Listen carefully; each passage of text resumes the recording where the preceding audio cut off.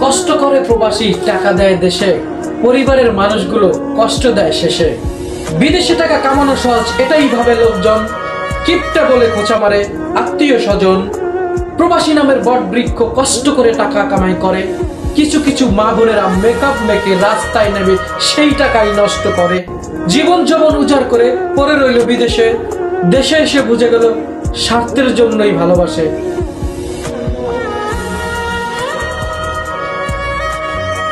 কষ্ট করে প্রবাসী টাকা দেয় দেশে, পরিবারের মানুষগুলো কষ্ট দেয় শেষে।